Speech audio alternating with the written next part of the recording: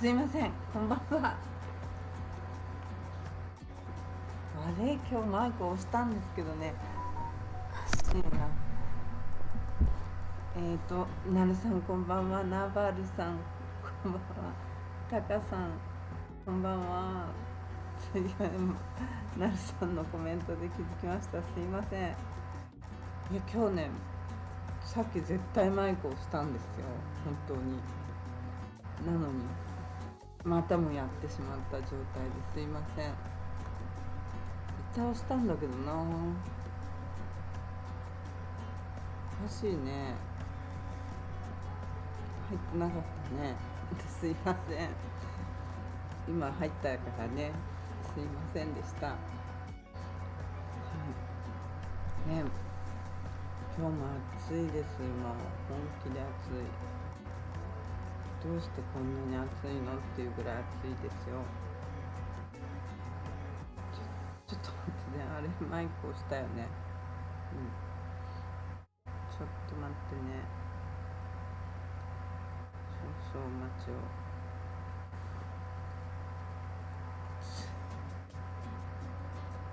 少々お待ちください。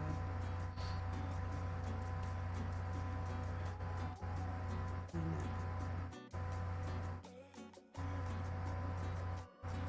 ちょっと待っててね。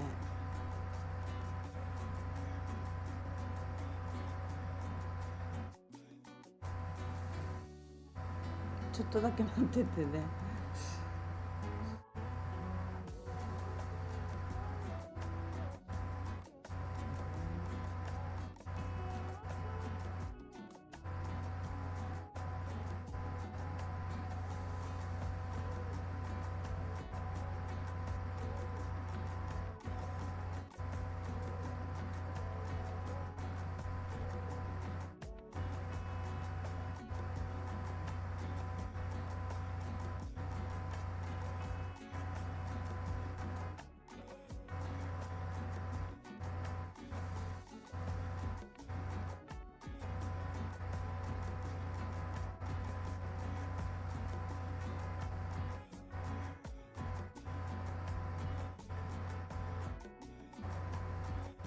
あ、深夜さんこんばんは。ご無沙汰してます。ちょっとだけ待っててね。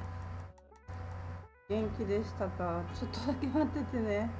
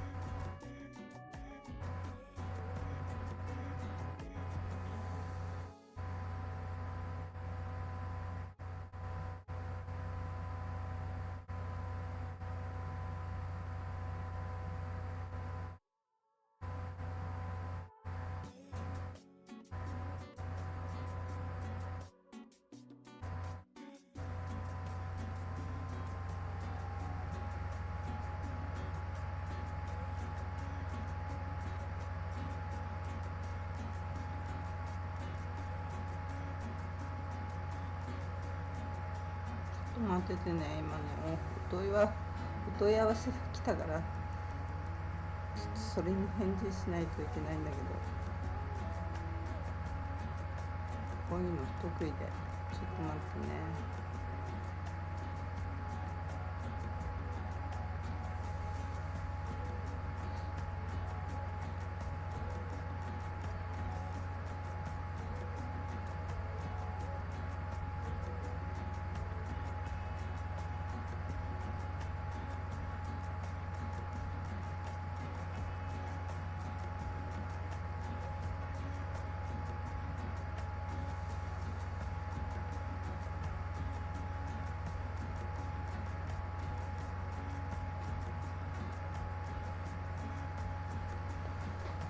っててね、水に持ってくればよかったな。すいません、お待たせしました。深夜さん、こんばんは。お久しぶりで、本当に。大丈夫でした？なんか、具合でも悪かった？それとも、お出かけでもしてました？ご無沙汰してますね。すごいお久しぶりだよね。今日もね、ほんと暑いですね。今ね、ちょっとお問い合わせが、Facebook でお問い合わせが来たんだけど、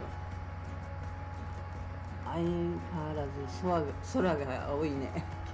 今日のお空はもうちょっと後に出しますけど、暑いです、本当に。空青いですね。そっか、日本とはやっぱこういう空の色がちょっと違うのかな、やっぱり。暑いですよ、本当に。雨がね、この間ちょっと昨日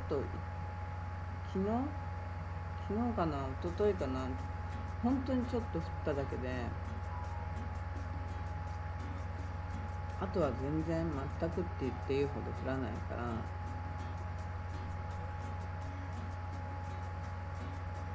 ね、カラッカラです、本当に。暑さがこれ。全然冷えていこうとしないんで、もうちょっと困っちゃいますね、これね。この時期って本当いつもだったら夜の雨が降るはずなんですよね。夜中の大雨がザーって降るはずなんだけど、全くそれもないですね。全くその夜の大雨もなくて、どうなっちゃってんのかなっていう感じがすごいです。そういえばね、全然話サイパンと違うんですけど、将棋見てたんですよ。シュガードッグで体験ダイビング。違う。今ね、シュガードッグで体験ダイビングやってんのかな。ここのとこに2、3回行ったんですけど、ダイビングしてる人は見なかったですね、全然。昔はね、シュガードッグで体験ダイビング、っていうか違うわ、お客さんがいないだけかな、多分。観光客の人がいないから、そういう状況になってんのかな、多分。よくわかんないけど、誰も会わないもん、あの辺行っても。シュガードッグ行ったりしても全く人と会わないし、ローカルのこの撮影の時はローカルの人が海のとこにいましたけど、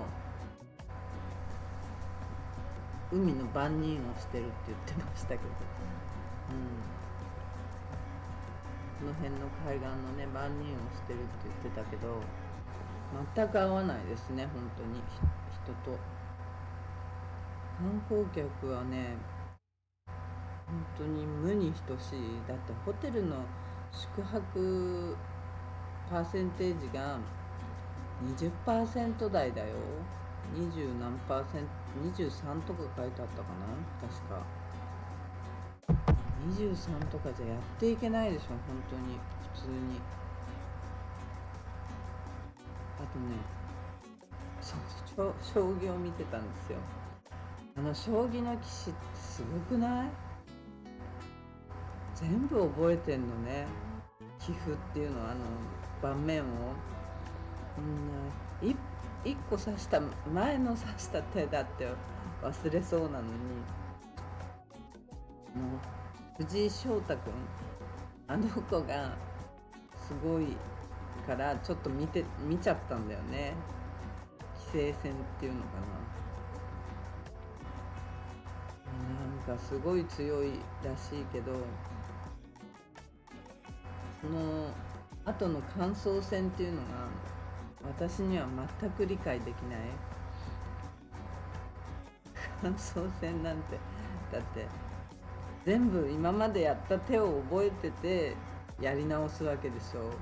もうそんなのありえない。一つ前の手をどうやってやったかわからないのに、忘れちゃうのに、私の場合。ああいうのすごいなって本当出来が違うよね。感心しちゃった本当に。あんなのありえることなんだなって。もうねちょっと何出来が違ってて、どっから生まれてきたのかなって感じだよね。本当にちょっとびっくりしますね、ああいうの見てると。あんなね風にね生まれたかったなって思いますよね。ちょっとタカさん、あれは頭の差だ。まあ頭脳の差はもちろんあるけどね。いやあんなにいろんなにこうやった手を覚えてるっていうのがすごいなって。本当に私なんか本当にね、まあ、皆さんご存知ですけど、深夜さんなんかねしょっちゅう今日何食べたって聞いてくれますけど、本当に何したかも忘れちゃう状態だから、ちょっとああいうのはね見てて気持ちいいっていうのかな、なんだろう、本当素晴らしいと思いますよね。将棋のことはね全く分かんないんだけどね、私は。まあもしやったとしても負ける、どっちに動くかぐらいしか知らないから、あとは全く分かんないんでダメですけどね。ちょっとね将棋見てるとびっくりしました、本当に。なんかね今日カジノ委員会、サイパンにあったカジノ委員会が解散したらしいんですよね。解散、もう知事の一声で終わりって言って、まあこれで議会が何も言わなければそのまま消滅となるんでしょうけど、まあ議会がまたなんか言うのかなって。あの人たちでね年間2万ドルも使ってた。25万ドル25万ドルって書いてあったかな。すごい金額だよね、給料として。あの人たちが何も、だってここ何年かはカジノなんてなかったわけだし、それであの金額もらってたっていうのはすごいよね。それでありありなんだなっていうのがもうちょっとね、まあ、どうして解散したのかも、いきなりそんなの解体しますみたいな感じで知事が言ってたけど、そんな、まあ、こんだけ簡単に解散するっていうことは簡単に作れちゃうっていうことでもあると思うんだけど、サイパンの場合知事の一言で作ったりねばらけたりできるわけだから、カジノ委員会っていうのが IPI なんて、そんな本です全部含めてなんて読むそれ。協業って読むのそれ。 Google にこう OK Google 虚業だ。違う。漁業とは漁業じゃないよ。漁業じゃないよ。なんだよ Google。これなんだよ Google でも反応するんだ。OK Google だけじゃないんだ。お、I'm sorry. I'm sorry じゃないよ。なんだよ Google でも反応してた。やな。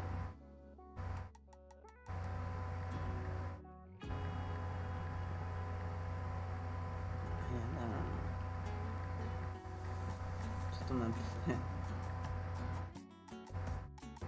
虚業でいいんだね、読み方ね。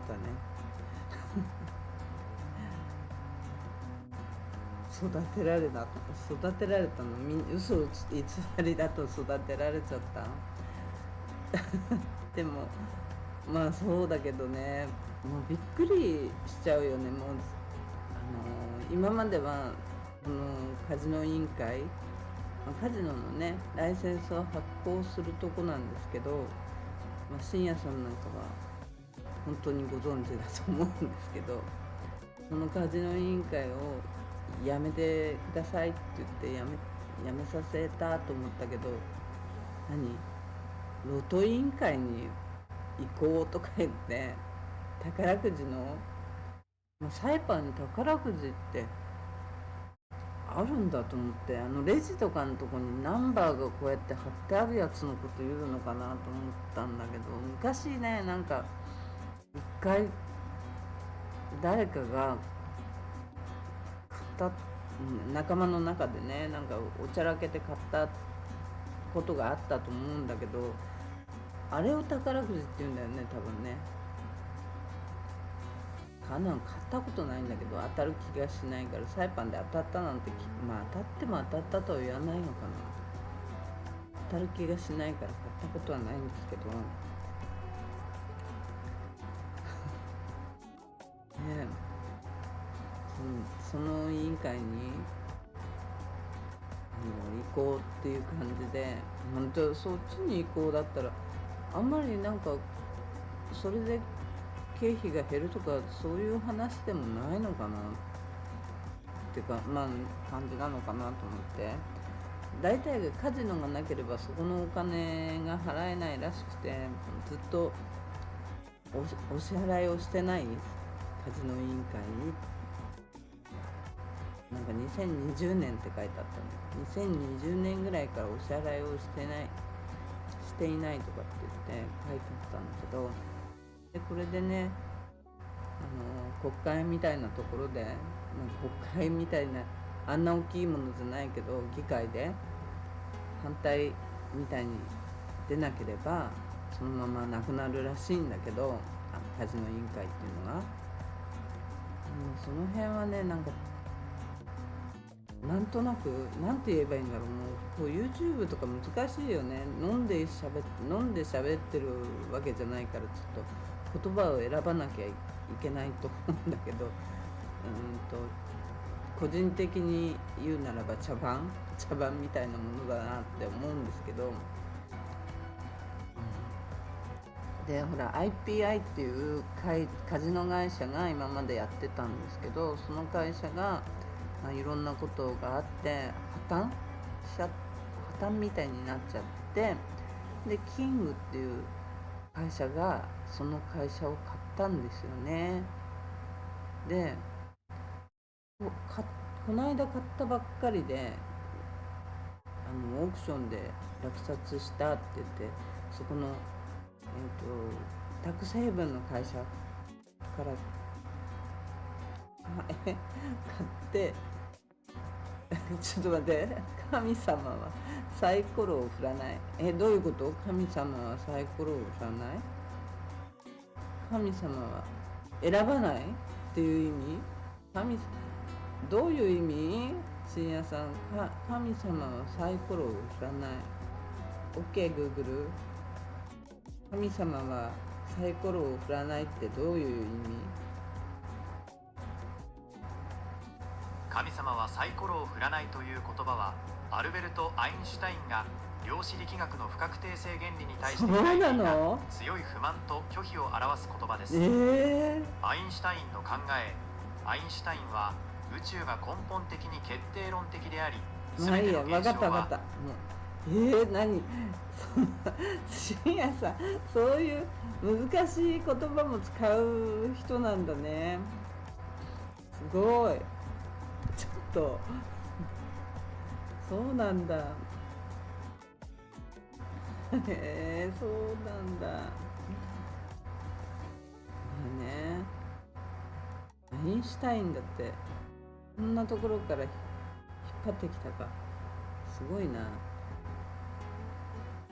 でね、サイパンのカジノを知らない人もいるかもしれないね、今日はね。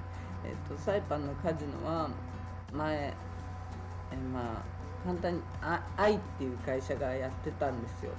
で IPI っていう会社がやってて、この会社がいろんな揉め事で終わっちゃってて、今ついこの間キングっていう会社の方が買ったんですよ。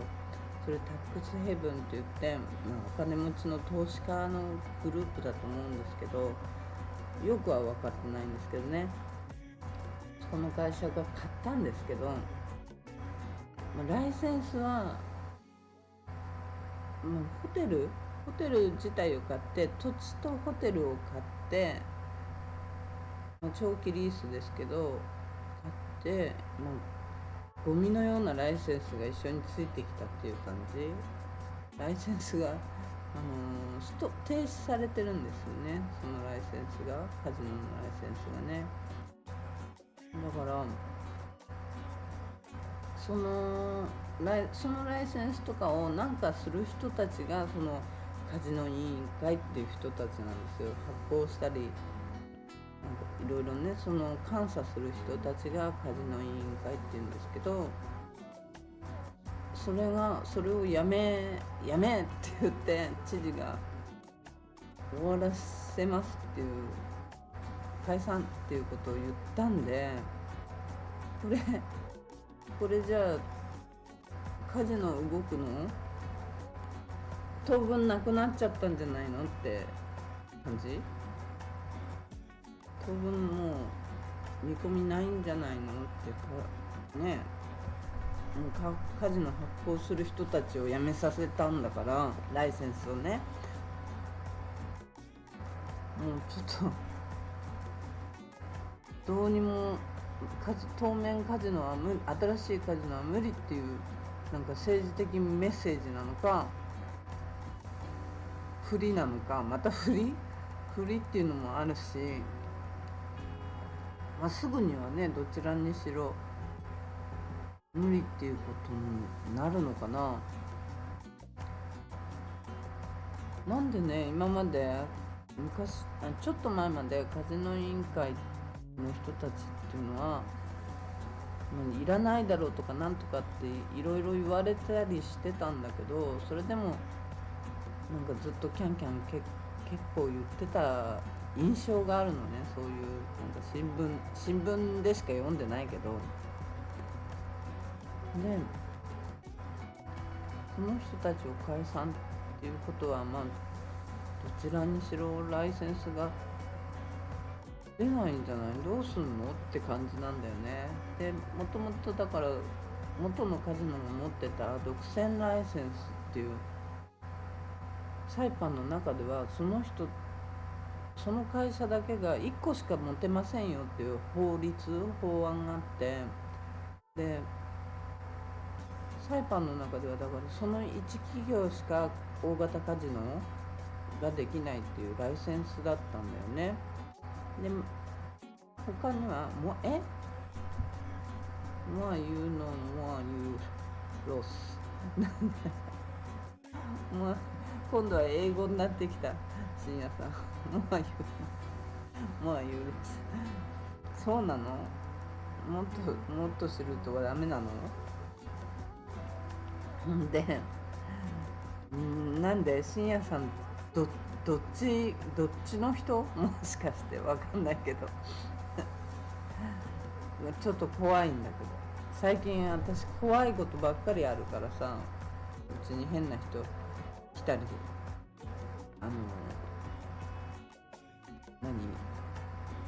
警察ですって言ってきたり、猫の死体を置かれたり、なんかね、怖いことばっかりあるんですよ。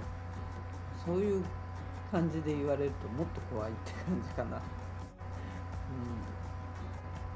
でそんでどこまで話したっけ。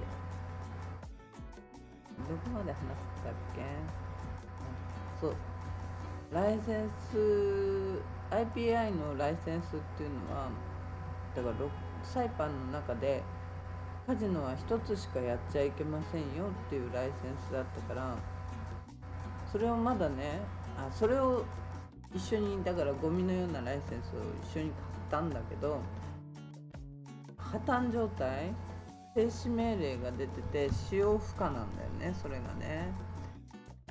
だからこの状態でカジノ委員会なくなっちゃってるとどうすんのっていう感じに、もう当分カジノはやらないってことっていう感じの一声だよね。なんか一応カジノとかなんかあったらたくさんの視聴者がいますよね。いますね。ここのところですよね。本当皆さんよかったらねコメントしてください。なんか策略なのかとかいろいろ考えちゃったりするんでなんか怖いんで、みんなコメントできるならすいませんけどコメントくださいませ。なんかね、言葉が言葉になんなくなっちゃうんでね、本当に緊張しちゃうっていうの、なんつうのこういうのはなんかね緊張します。タカさんそうですよね。どの場面でそうですよだったのかな。なんかぐちゅぐちゅ喋ったからわかんない。深夜さん、たくさんのコメント待ってます。ありがとうございますね。本当、みんな出てこれるなら出てきてコメントしてください。何でもいいのでよろしくお願いします、ね。私は口が回ってないですけど、まだねちょっとリハビリ中なんで口を回すように頑張んないとなんないんですけどね。タカさんのそうですよね、もう分かんなかったけど、今なるさんのそうなんですもん。どれにそうなんですだか分かんないよ。なんか主語入れてくれ、主語。まあいいんだけどコメントくれるだけありがたいですね。だからその元々のカジノの人のライセンスは形式上まだ存在してるんだよね。でも凍結使えない状態で新規ライセンスを発行しようとしても体制が今ゼロになっちゃうっていう感じじゃない。でそのカジノ委員会っていうのが消滅して、一応窓口がなくなる。でキングのライセンスは、今ないわけで、資産だけのホテルとか土地だけの可能性が高いよね。で今後新しく作るのにはサイパンの中のまたそれも一声で決まっちゃうと思うんだよね。で一つだけ心配なのがやっぱり元のカジノの人がおいおいってうちが買った時に一つって約束したじゃんかっていうことを、今カジノのライセンスはそのキングって新しい会社が買ったの。そこにゴミみたいにくっついてきたのか、それともまだ IPI の人が持ってるのかがちょっとよくわかんないんだけど、その名義変更とか権利としてはもう新しいキングさんの方に行ってるんだろうけど、でもそれを名義変更しないと使えない。で名義変更とか新しいライセンスを下ろすのにもなんかサイパンにはその一つしかやっちゃいけませんよっていう、カジノは一つだけですよっていう法律があって、この法律が2014年にサイパンの中だけで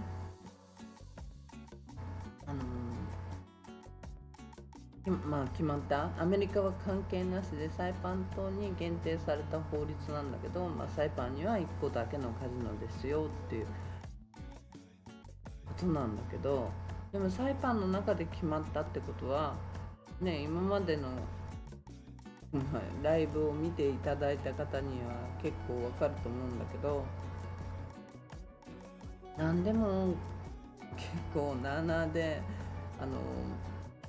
この人たちが今日だってそうでしょ。カジノ委員会いきなりなくなっちゃった、なくしますって鶴の一声でいろいろ何でも変わるわけだから、これね、もしかしたら深夜さん、カジノがオープンなんだって、見えない。カジノがオープンしないに1万リラちっちゃい1万リラちっちゃい1円ぐらい1万リラベッドねえ、オープンしないよね、これね。しない。でもしないとは思うんだけど、しないからこそこ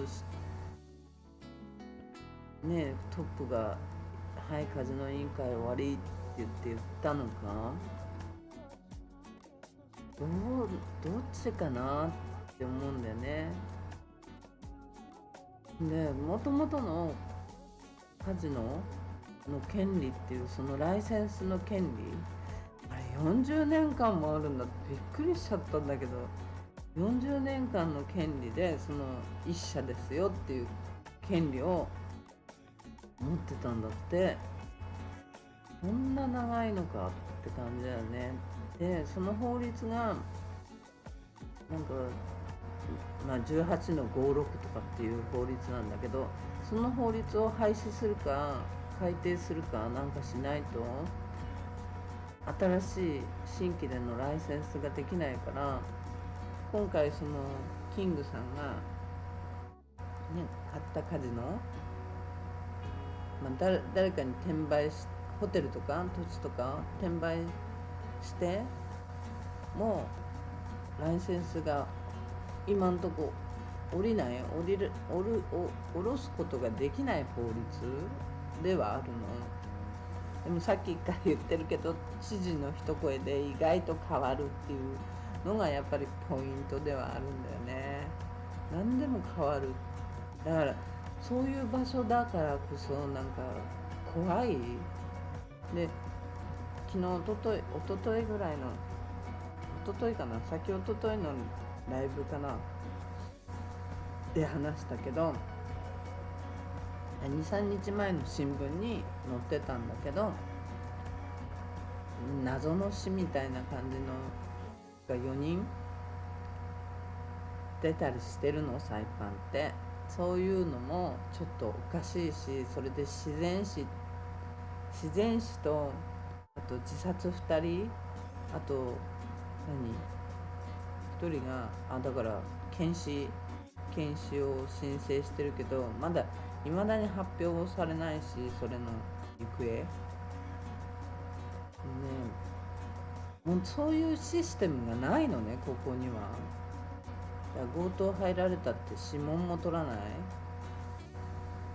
殺されちゃった人も前に、もう最近多いもんね。中国の人が殺されたとかあったけど、ご夫婦で殺されちゃったとかってあったけど、全くその後ニュースにならないんだよね。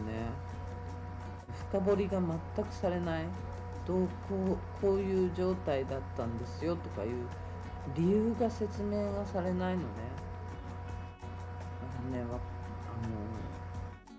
いろんなことが不透明なんだよ、とにかく簡単に言っちゃえばそれだ。不透明なのね。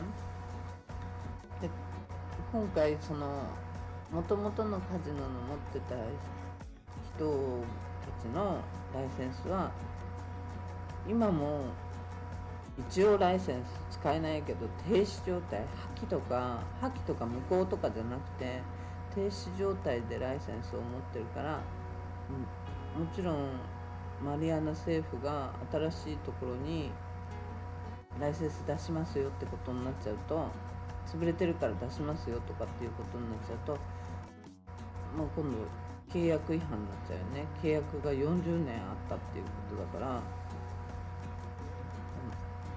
執行とかにはなってないからね。今度は向こうがね、それでマリアナ政府を訴える材料ができてしまうっていうことも考えられなくもないじゃない。そこをどうやったらくぐり抜けられるかって言ったら、もうね、破ったって言われる前に何かしなきゃ無理なんだろうけど、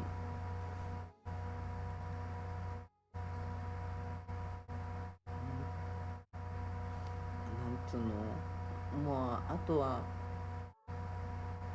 普通にね、で場所がそこにもうガラパンに決まっちゃってるっていうか、そこのドーンっていう大きなカジノがあるから、街の中に一つだけ大きな建物があるんですよ、立派な。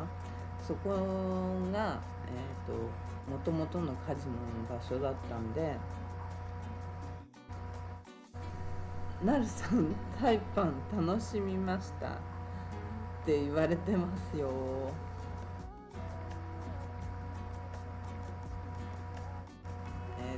なんだっけどこまで話したっけ。そうそこに一つだけ大きな建物があって、ライセンスを持ってた場所がそこだったんですよ。でもしこのライセンスを例外で特定区域で特定目的に限定したライセンス発行しますよっていうことをすれば、例えば日光の方とかあっちの方で特定ライセンスみたいなやり方をすれば、もちろん元の人たちに訴えられないで済むけど、そこのホテルの場所をね、なんとかしたいわけだから。あとはね、何にも今までこの法案にその会社が潰れちゃったらダメになりますよとか、そういう話が何にも載ってなかったらしいのね。執行しますよとか、潰れた場合っていうことが想定されてなかったらしくて、それがまず問題。なんか話してるシンヤさん、あれナルさん飲みましたよ。深夜さんどこでホテルなんか話してるね。そう、なるさんたちね、ひどかったんですよ。ひどかったとは言っちゃいけないんだよね。楽しんでましたよね、飲みに。めちゃくちゃ飲んでましたよね。めちゃくちゃ飲む人たちなんですよ、本当に。お付きの人もね、大変そうでした。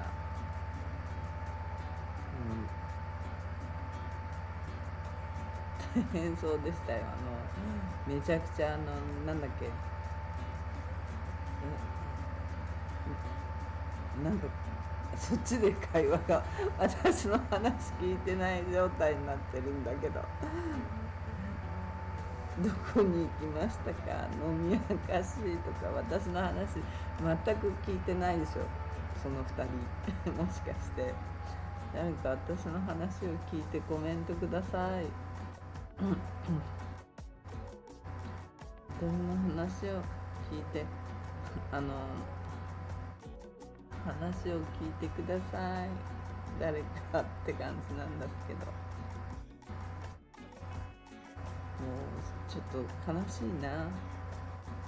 なんかカチャカチャ進んでる。ちょっと待って、飲みましたよ。どこで？ホテルどこに行きました？これ LINE じゃん、ここ普通にね。飲み明かしミラーライト散歩町朝日です。もうね、ここで LINE になってるけど、LINE 状態になってるんだけど、で今回のカジノの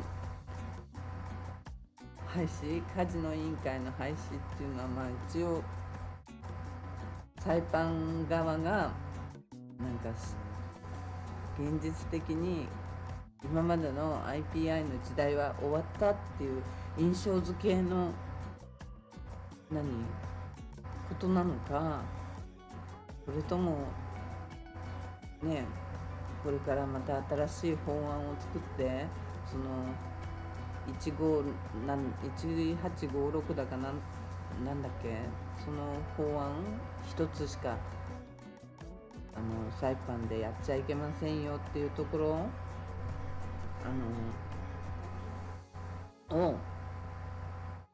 その法案をクリアしていくところに持っていくのかなとか、いろいろちょっとね思いましたよね。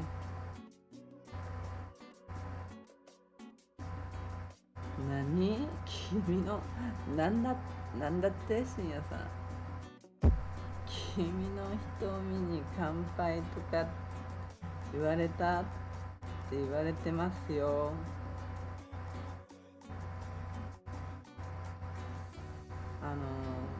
とにかく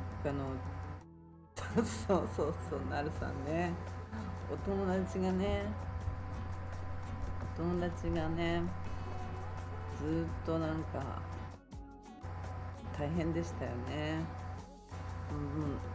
もう本当に無事に帰ってくれてって言っちゃいけないんだよね。帰れてよかったですよね。無事に帰れることが一番だから、ほんと夜中まで帰って来れないとかっていうことになっちゃうとさ、やっぱ心配だからね。深夜さん、南十字星見に行かないとか言われたって言われましたか？ノーモアベッド、何がノーモアベッド？ペットだよね。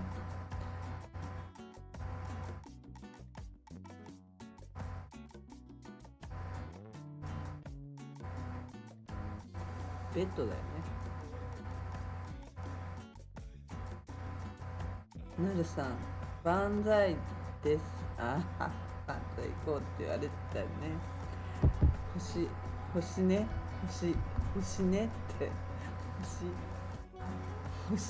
て危ないって、星見に行こうってね。行かなくて正解だったよね。危ない。でもなるさんのお友達も結構なんかからかってたんだよね、きっとね、ずっとね。それ怖いよ、本当に。日本じゃないからさ、やっぱりちょっとね、そういうのがドキドキしちゃった、本当に。もう私はね、あっちまで行って見に行くわけにいかなかったからさ、あれだけど、ね、これで何かあったら本当落ち着かなくてしょうがないからさ、なくてよかったです。でね、カジノの話に戻すと、その法案が結局そのカジノを一つしかやっちゃダメですよっていうので、その法案があるから完全に廃止する法案は今ないんだけど、なんか法案が出てるんだよね。この今まで一つしかなかったですよっていう法案を修正しましょうっていう法案は何回か今までにも過去にも出てたんですって。何その話ごめんなさい、コメントに何が美味しかったなるさん、スルメって何？スルメどこで食べたの？スルメなんか売ってる？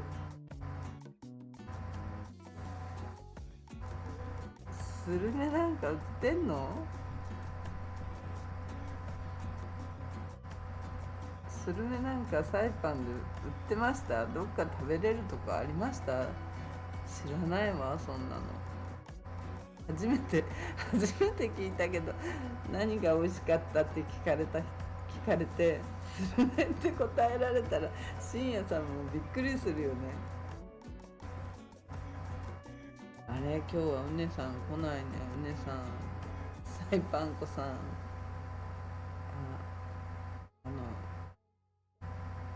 みんな来ないですね。トキとかケラグエンとか食べなかったのね。そういうの。スルメって何？どこで食べれたの？スルメってどこで食べれんの？どっかで食べれるとこあるかな？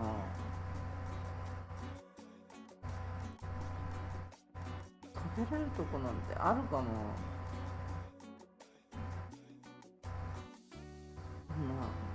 スルメなんか食べたとか聞いたことないんだけど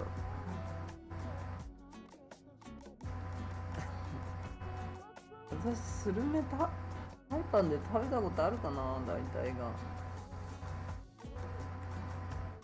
ちょっと記憶の中に全然ないですね。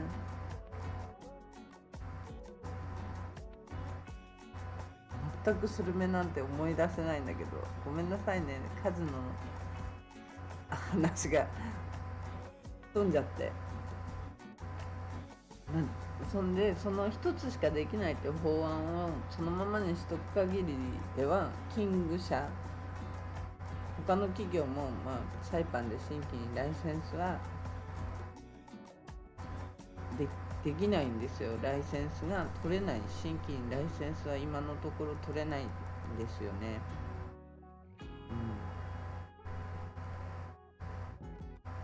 だからその辺がね、どうやっていくのかっていうことなんだけど、一応ね、今その法案が廃止できないって、修正すること自体は禁止はされてないんだけど、廃止は勝手にはできないみたいな状態で、議会を通して何また飛んじゃうな。ひかりさんとミートした。そうなんですって意味がわかんないよ。何？一応ね、お会いはしてましたよね。うちに突撃してくるって言うからダメって言ってとりあえずじゃあ行くわって言って行きましたね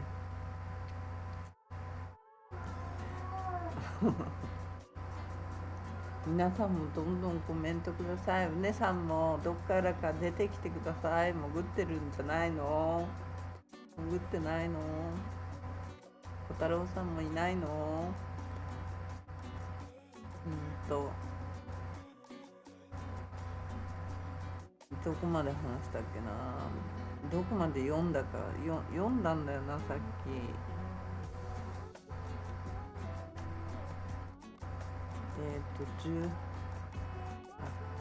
1856ってライセンスか。それ以外のライセンス法律上発行できない。どこまで読んだっけ？忘れちゃった。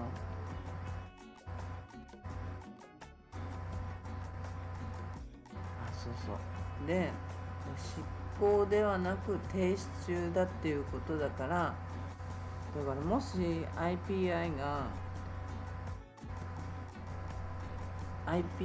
もともとのカジノ会社がね、もしお金があってまたやりますって言ったらやれるライセンスではあるんだよね。だからまあ一応キングさんがその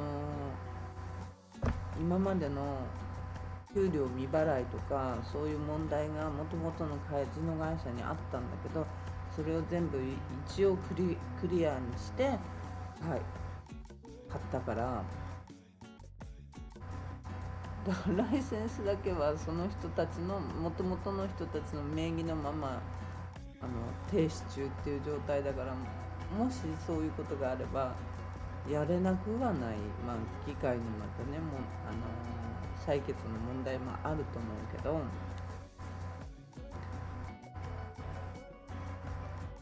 そこで何を話してるシアさん、そんな細かく聞かない。細かく聞かない。そんなここ LINE になってる。 LINE 状態 LINE になってるよ、深夜さんそこ変な状態になってるよ。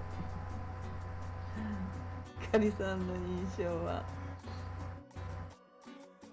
LINE だって、印象はねどうだったんでしょうね。奈良さんたちは皆さん美しい可愛い人たちでしたね。お付きの人も素敵な人だったし、大変そうだったけど本当に大変そうだった。とにかくタポチョにね自然の肥料をまいたりしたもんね。大変な状態だったんだよねだけどもう本当にまあ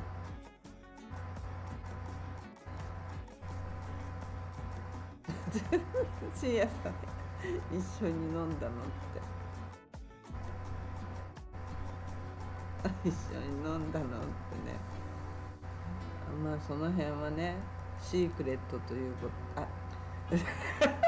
シークレットじゃないんだ飲んだってシークレットじゃなかったの。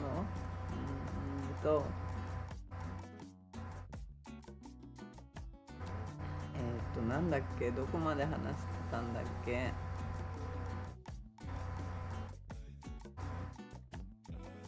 どこまで話したっけ。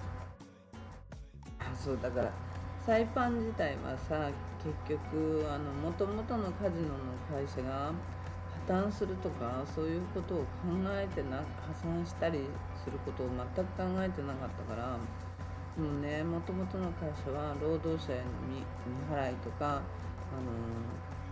建設会社からも訴えられたんだっけな。あとコンプライアンス違反とかいろいろあったみたいなんだけど、ライセンス取り消し理由になっちゃったんだって、それが。でそれなのになぜかね、ライセンス執行させようと思えば執行させられると思うんだけど、サイパンの力としては。でもなんかやってほしい、もう一回やってほしいとかいう望みがあったから執行させないできたんじゃないかななんて私は思ったりするんだけどね。本当にそういうのね、破産してても法律上はねまだ執行してないわけであって、そのゴミみたいなライセンスをキングさんがどうするのかなって思ってる矢先にこのカジノ期間解散だから。でもキングさんがこのままだとこのゴミみたいなライセンスを持ったままどっかにホテルを売ることもできないし、こんなね、もうどんだけくらい経つかな、2、3ヶ月経つかな、投資会社としてね、1年も2年も放っておくわけにもいかないと思うんだけど、ね、これだって多分ライセンス付きっていう形で売ったんだと思われるんだけど、じゃなきゃ買わないでしょ。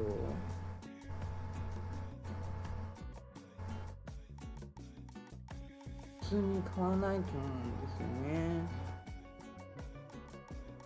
ライセンス付きじゃなきゃ物件他の人に売るにも売れないでしょ。だってこんな観光客がいないところの物件をわざわざお安いか、安いといえば安いけど安くないといえば安くないし、今のままだとね、名義変更もできない、ライセンスは停止中のまま誰も動かせない状態、どうすんのって感じなんですけど、何また進んでる、何の話で盛り上がったの。なるさん、私たちこれね、深夜さんに通じないと思うよ。なるさんたちの話で盛り上がりました。なるさんたちが何してる子たちなのみたいな、そういう話がもう一番盛り上がりましたね。ホテルはクラウン、ホテルはそうですね、海辺のホテルですね。海辺のホテル海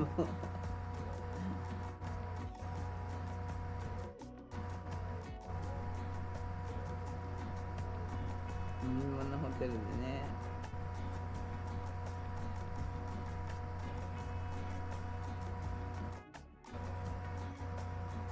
海辺のホテルはやっぱり素敵だよね。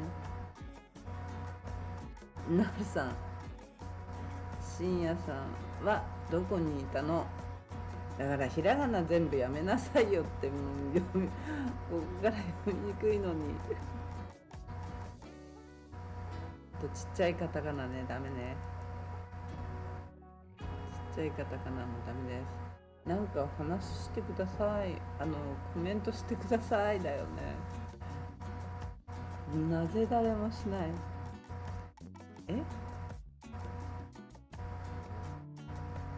深夜さんはどこにいたの。飲んでる時の動画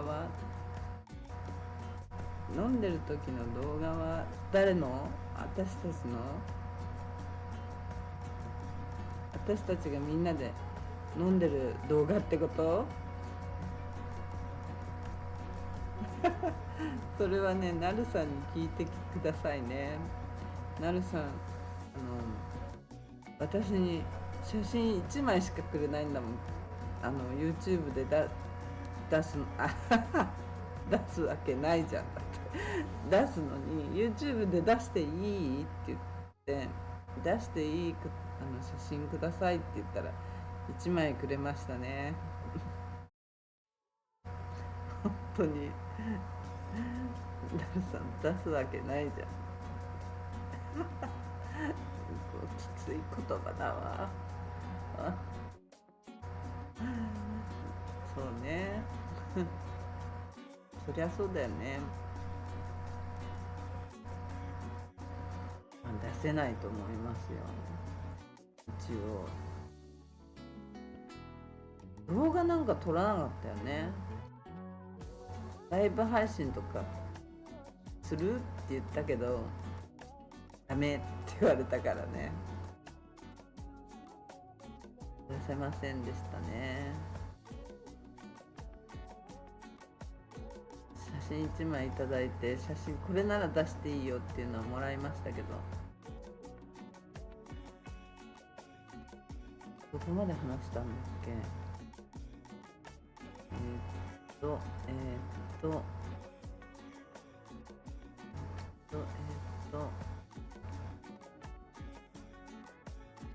なんだっけ深夜さん落ち込んじゃったかもしれない。出すわけないじゃんっていう一言で落ち込んじゃったかもしれないです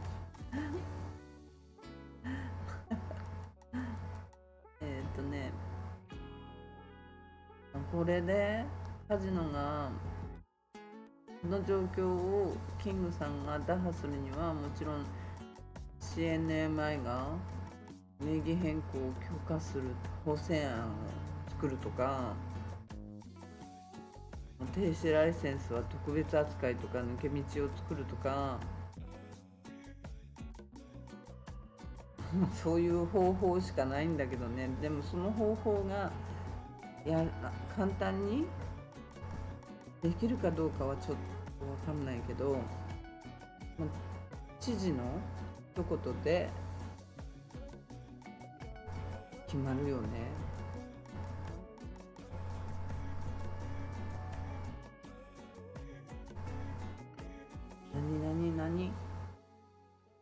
何ってダイビングはしてませんよ、できない、してませんよじゃないよね、できませんでしただよね、あれね多分なるさんたちしてませんよ、してませんよでも合ってるかもしれないけど、できませんでしたって感じ。あれじゃだって何もできないよね。時間もなかったっていうのもあるよね。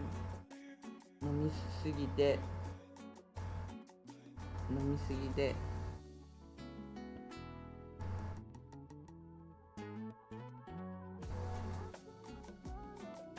どこまで読んでたっけな。桜マリンには行ったのって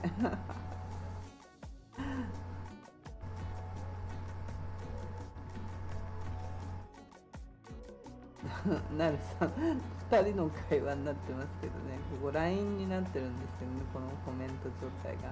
声かけられましたって。お水飲もう。真剣に話してんだけどなその2人真剣じゃないよね。そこの2人で真剣だったよね。うねさん入ってきてくれないの？うねさん小太郎さんもいないの？小太郎さん、小太郎さん、うねさんいらっしゃらないの？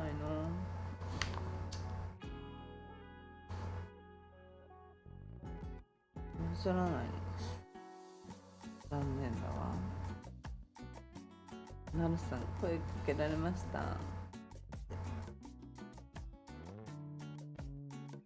楽しんでましたよね、一応ね。4泊違う2泊4日の旅だよね。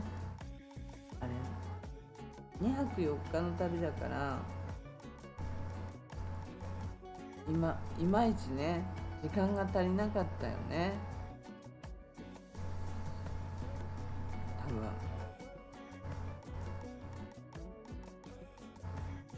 もうすごくもっと痛かったんだもんね、サイパンにね。飛行機がダメよ飛行機がダメよって、飛行機がダメよね。時間がでしょ、時間がねダメって言ってたね。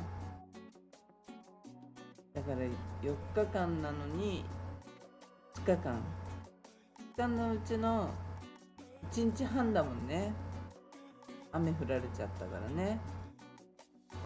あれがちょっと辛かったんだろうね。飛行機がねもうちょっとねいい時間に飛んでくれればね、まるまる遊べるんだけどね。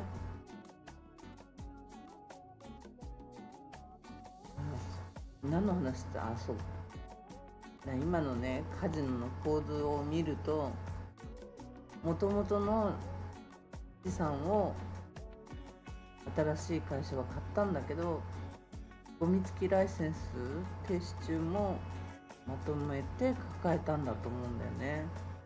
でもライセンスの名義はもともとの人のまま再開したいんだけどってもしかしたら言ってるかもしれないし、言ってないかもしれない。言ってたとしても、なんかの支払い未払いがいっぱいあるんだよね。元々の会社がいろいろなものを、政府じゃない人に対しては全部、キングさんがね、確か建て替えたみたいなこと書いてあったと思うんだよね。だから、あとは政府に対してのライセンス料とか、そう、これだ。年間ライセンス料1550万ドル、あと規制料310万ドル、合計で6200万ドルの利払いがあるらしいの。だからそれを払ってないのは元々の会社なんだけど、新しい会社がこの資産を購入して、これだけは債務を引き継いでないんだよね。他のものは全てクリアにしたはずなんだよね。だからちょっと思えるところは、政府はこれ払わなきゃやらせないよぐらいの感じで言ってんのか、先に進ませないよって言ってんのか、政府に対して。でもね、ここで本題のあれになるんだけど、食事も全部ホテル。深夜さん、聞きたくてしょうがないってなるさん。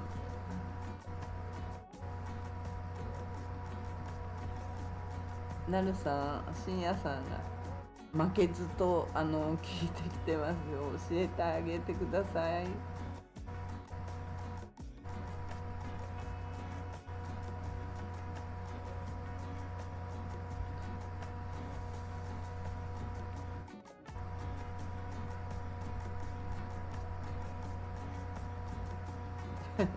ええ外でも食べましたよね。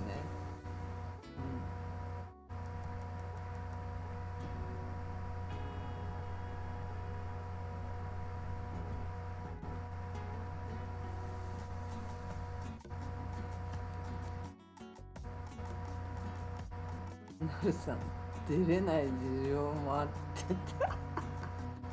私だけ受けちゃう、これはね。そうそう。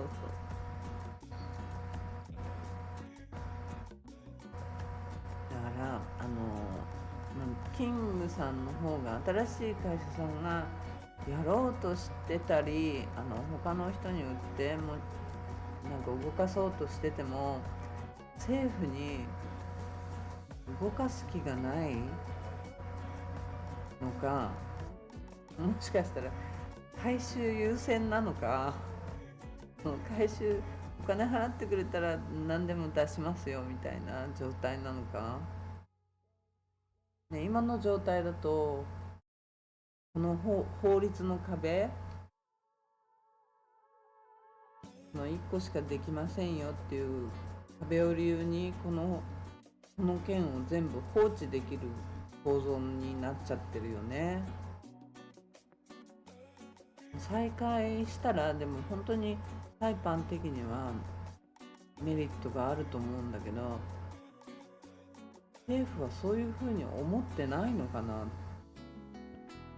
て思えるようになってきたよね。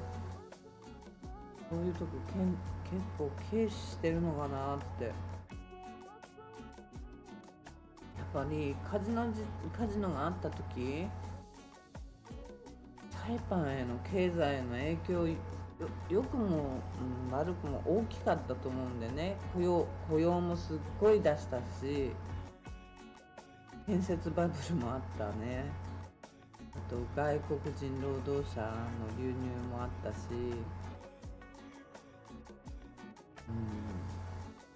本当良くも悪くも本当に大きかったと思うの。ヘルプもねかなりしてくれてたし、サイパンに対してね、台風の時とかも、失敗のイメージがね、いろんなことが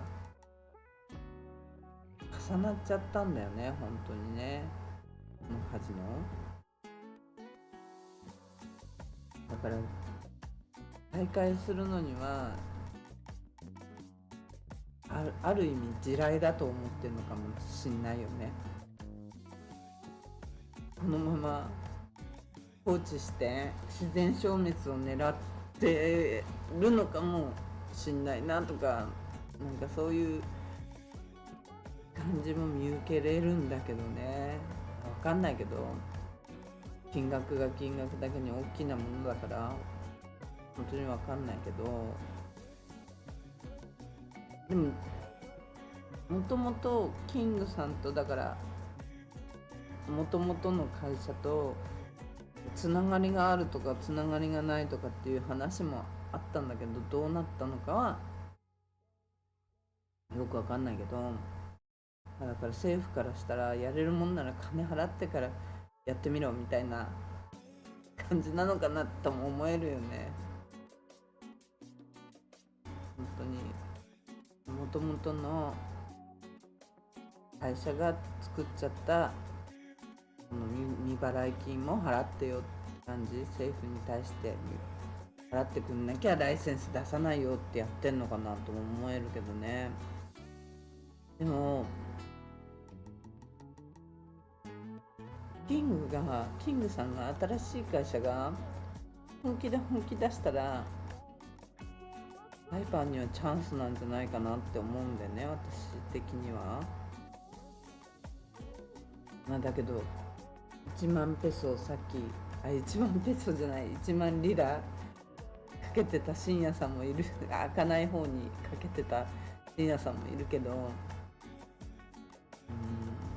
まあ開かない方なのかなとも思うけど、でもあのままほっとくわけにもいかないでしょ。あのまま放置して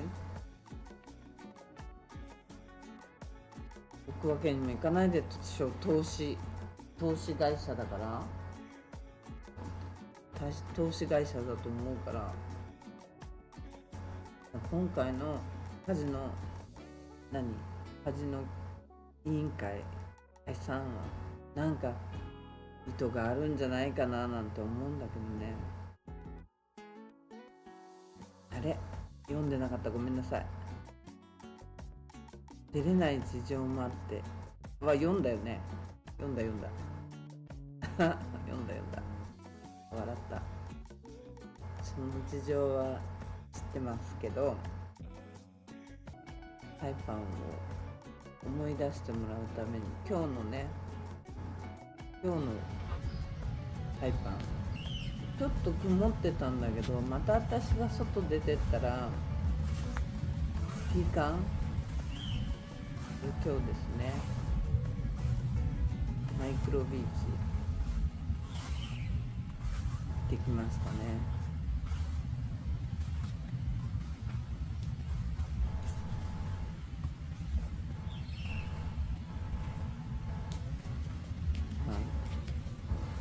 誰もいない。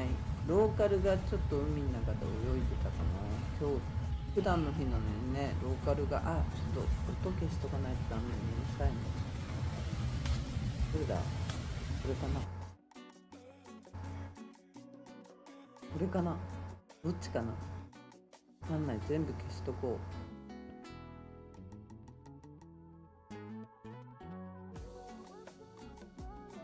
う。やっぱり懐かしく感じる。いや、なるさん、それ昨日だかも言ってたけど、懐かしくってそんなにいないよね。1日半だよね。1日半いたのは3日間いたのか。3日間サイパンにはいて1日グアムだったんだよね。やっぱり懐かしく感じます。あれ、これいいんだよね。ちゃんと今日のそうじゃないのこれ。なんか違うもん流れてる。あ、いいんだよね。何これ。 YouTube の YouTube がすごい遅れてんだけど、私のみんなのはちゃんと流れてんのかなこれ。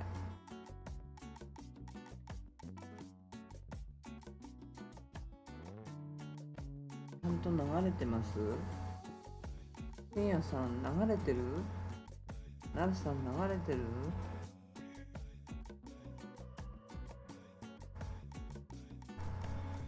流れてないかな。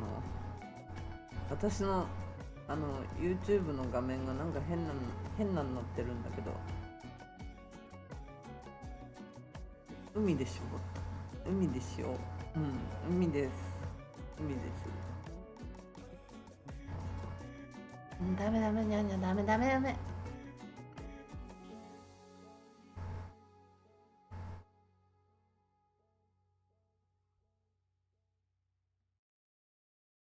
今日のガラパンです。あ、ガラパンじゃない、マイクロビーチ。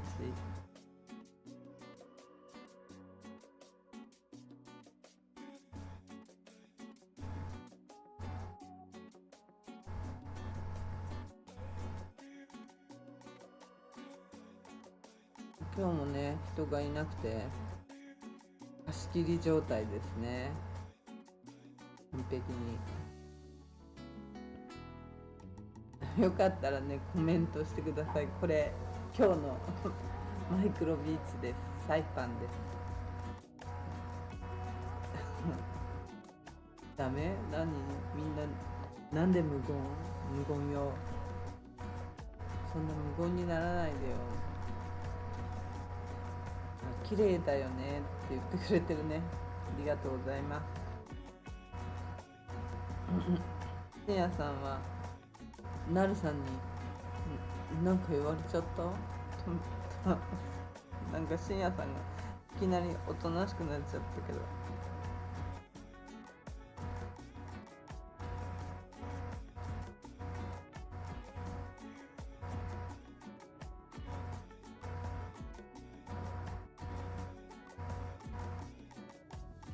どの業種にしてもどの業種にしても責任者がサイパンに視察来てよし投資しようとなったらその方は無能だよ。無能だよね。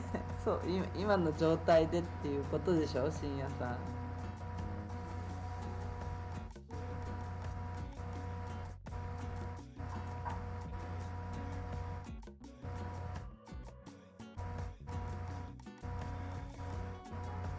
今の状態ではっていうことだよね。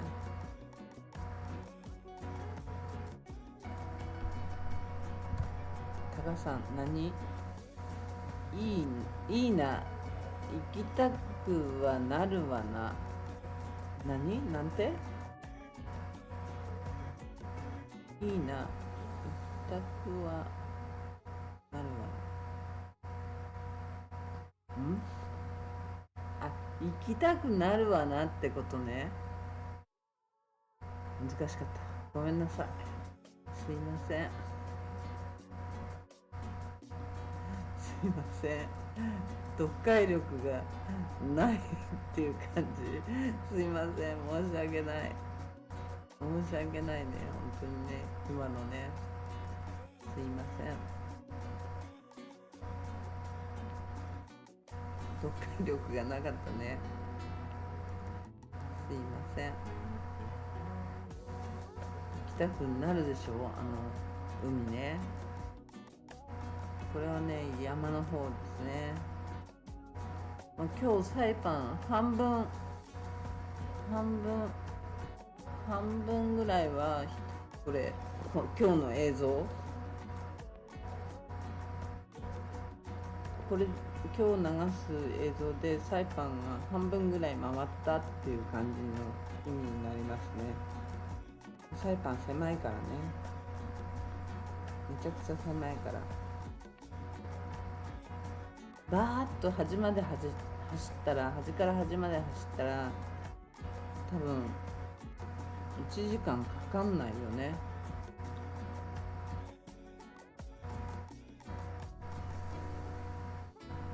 裏の山道っていうの。うねさんも来ないね、出てこないね。どうしたんでしょうね。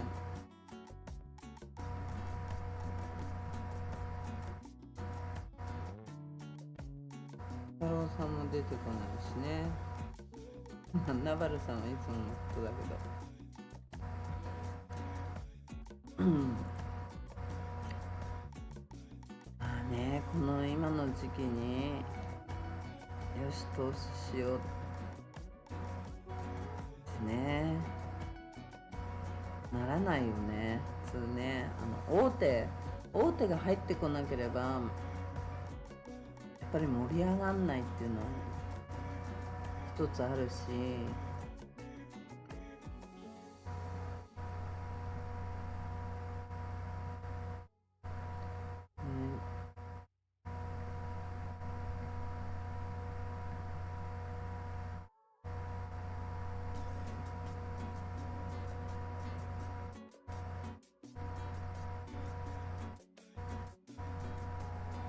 山の方ですね。一時期盛り上がってた時にはこっちの方にもなんかテントホテルみたいのとかまでできてたんだけどね、韓国人の。だからこっちの方にもなんか人がねちょろっと歩いたりもしてた時があったんだよね、一時期。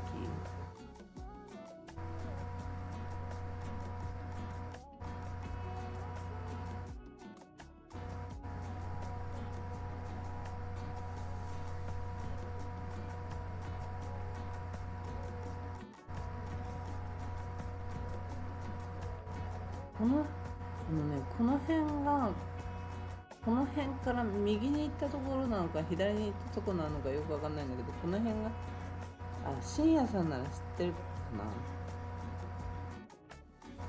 この辺がカグマン。どこがカグマン？地図で調べればわかんない。カグマンってどこよ。 Google マップ。サイパンカグマンってどこ？ Google マップ。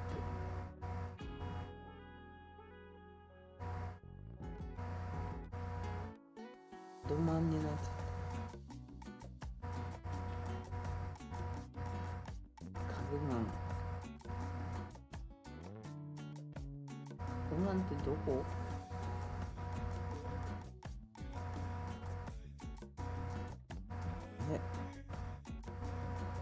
カグマンってどこ？ Google マップでカグマンが出てこないんだけど。カグマンってこの辺の地域のことを言うんだと思われるんだけど、飛行機は人が何人ぐらい乗ってましたかって聞かれてますよ。どのくらい乗ってたの飛行機こ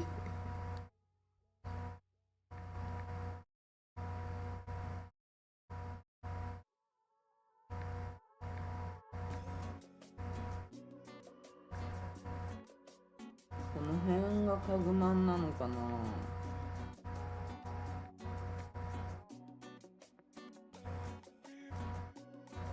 多分この辺の方のことをカグマンとかって言うんだと思うけど、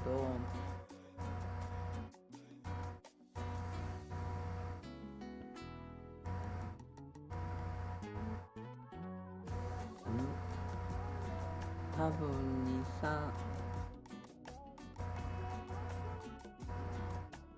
230、こっちがそっかそっか。飛行機は何人ぐらいの人が乗ってましたかで、多分2.30 って読みそうになっちゃったね。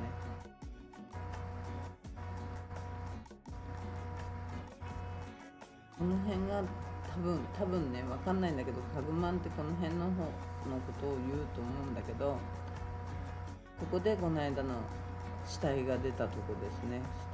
死人が出たところ、この辺が。でうちの強盗犯人もここの辺の人、住んでた人、この辺ね、だから怖いなって思うようになっちゃいましたね。タグマン3って言ったよな、確か。タグマン3ってどこだかちょっとわかんないんですけど、そこの人って言ってましたね。うちの犯人の中の一人は、だけど立件できないんだって。人が分かってるのいるのに意味が全く分かんなくて、その犯人分かってるのに立件できないんだよ。意味が分かんない。他の事件で逮捕したって言ってましたね。うちの事件では証拠が不十分だとか言ってて、で立件できないと思うって言われてからまた2週間ぐらい経ってるんですけど、ちょっと待ってって言われて待ってるんですけど、何の連絡もない。 AG オフィスからわざわざ AG オフィスまで行ったのに全く連絡ないんですよ。どういうことなのかね。もうサイパンってこういう状態だからね。だからさっき深夜さんが言ってたように、投資しようってなったらその人は無能だって、本当そう思いますね。今の時代に本当にこれ透明性がね、本当に政府にないんですよ。投資するしないはね、ご本人たちの気持ち次第だと思うんですけど、もちろん今がチャンスだと思う人もいるかもしんないし、今こんな時にやったってしょうがないだろうって思っちゃう方ですけど、私なんかはこんな時にっていうか、もう本当に透明性がないんですよ。警察にしかり、特に警察、司法だって、証拠がないって、証拠をね作んない、証拠を作らないのに、証拠を作らないって捏造とかじゃないですよ。証拠を取っていかないのに証拠がないからっていうのはちょっと意味が分かんないでしょ。そういうことばっかりね重ねてやられると本当にねちょっと辛いですね。今飛行機ってでも何人乗りが飛んでんの？100人乗りぐらいなんですよ。100人乗りってことないか。170人ぐらい乗る飛行機が飛んでんのかな。170、80人が乗る飛行機が飛んでて2、30人しか乗ってなかったら大赤字じゃない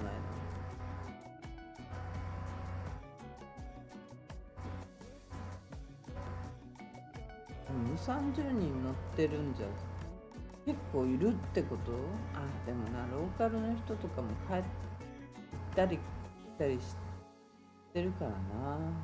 そういう人もいるってことかな。そういう人は結構いるよね。日本行ったりっていう人はいるけど、ど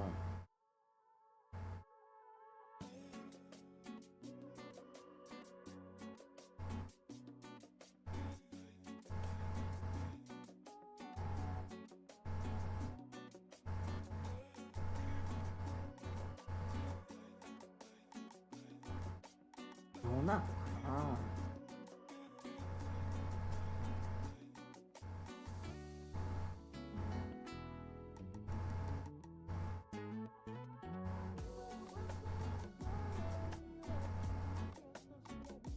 この辺はこっちの方っていうのはもう住宅1個森を挟んでジャングルを挟んで住宅っていうようなところだからあんまり何もないんだよね。何も見えない。経験者を語るサイパンカントリーリスクがやばい。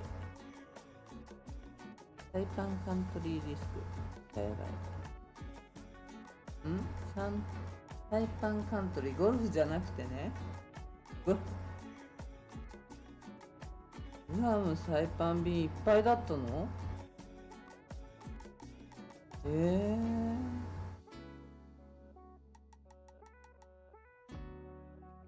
そうなの？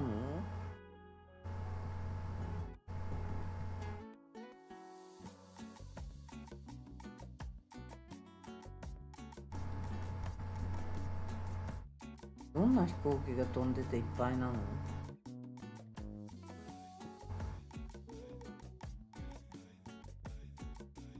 ？6人乗りとかの飛行機でいっぱいとかじゃないよね、まさかね。地元の人かなって。そういうことか。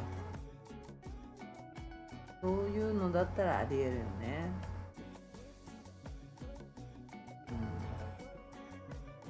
経験者が語るサイパンカントリーリスクがやばい。この映像でかな。山しか乗ってない。山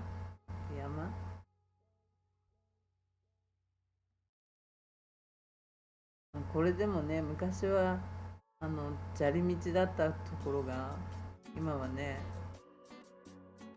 一応綺麗な道路にもなったけど、車もあんまり昼間だからね、いないか。あんまりいなくて当然か。みんなお仕事してる時間だからね。今日はね CUC に行ったのと、電気料金のところに行ったのと、電話屋さんに行きましたね。ドコモじゃない、 IT&E に行ったの今日。この間ね、ドコモでプロモーションをやってるって聞いて、ドコモのプロモーションだと家のインターネットと、携帯のインターネットを両方合わせてアンリミテッドで100ドルで、iPhone16 が無料でついて iPad ももらえるんだって、無料で。そんなのあんのとか思って、超お得だし、家の電話なんてもう全く使わないから、家電なんか昔の日本でも NTT 時代、日本の家電でなんかみんな家に電話があって、そこからインターネットを引いてるっていう状態だった時ってあったでしょ。それが今もサイパンではそういう状態が続いていて、だけどドコモはその家の電話番号いらないらしくて、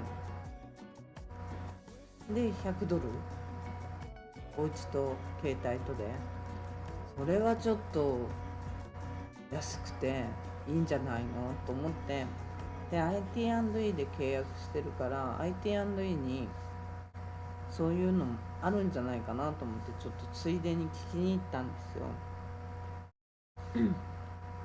そしたら IT&E でも何だったっけな、ギャラクシーじゃないな、なんかアンドロイドって言ってたな。アンドロイドの携帯1個と、それでアンリミテッドではないのかな。お家のインターネットだけがアンリミテッドで、携帯は10ギガ言ってたかな、インターネット。それで90ドルなんだって。だからちょっと IT&E の高めなのかなとも思ったんだけど、ちょっとね IT&E のねプロモーションおかしいんだよね。もともと持ってる人、もともと IT&E に入ってる人がそれに入ろうとすると、電話番号が新しくなんなきゃいけないので、もともと古い人はどうすんのってすそのプロモーションに入るのにって聞いて、電話番号を維持するのに例えば$30とか払うとか、そういうプランはないのって聞いたら全然なくて、じゃあドコモのが得じゃないって言ったら、じゃあドコモ行けばいいじゃんって言われたよねって感じだったんだけど、今も銀行引き落としないのある、銀行引き落としはあるけど信用してない。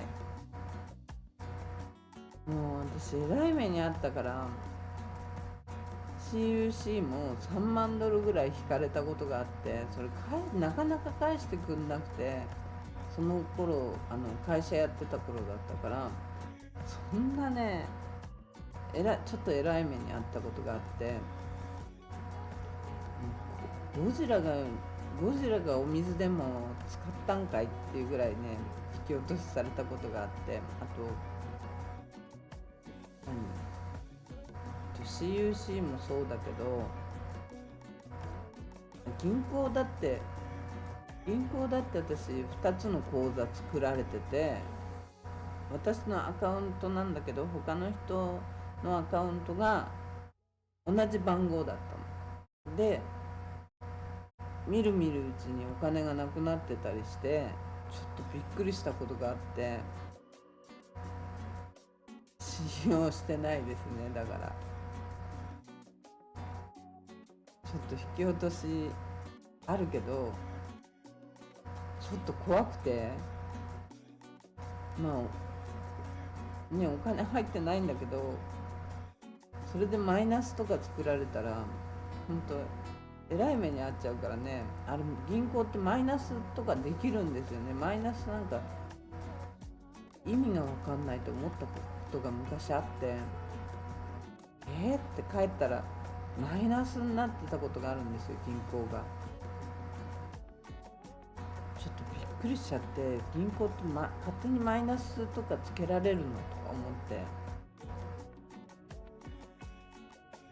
そういうことがあったんで今も信用してないです。だからね、自分が動ける限りはとりあえず自分で払いに行こうと思って払いに行ってますね。ちゃんと確認してからじゃないと払えないよ、怖くて。払えないっていうか、そのまま紐付けなんかちょっと怖い。ちょっと怖いですね。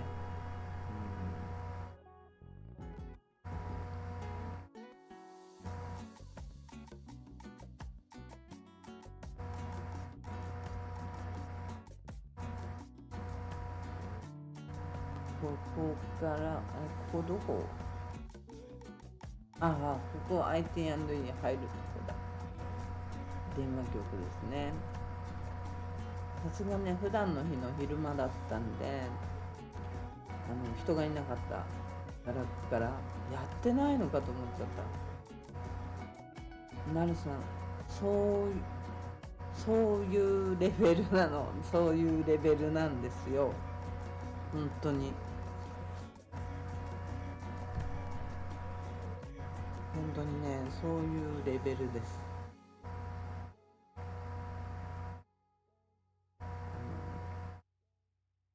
考えられないかもしんないけど、そういうレベル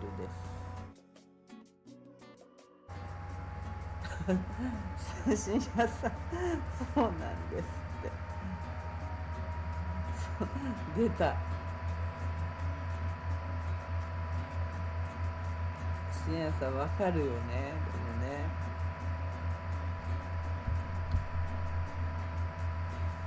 深夜さんは分かってくれるよね。なるさんまで、そうなんですかってで、歯がついた。マジなんですよ。でもなるさん、本当にそういうレベルなんです。ちょっとね、まだ怖くて信用してもないです。でも不当たりはないですし、するよね。ないですね、不当たりはね。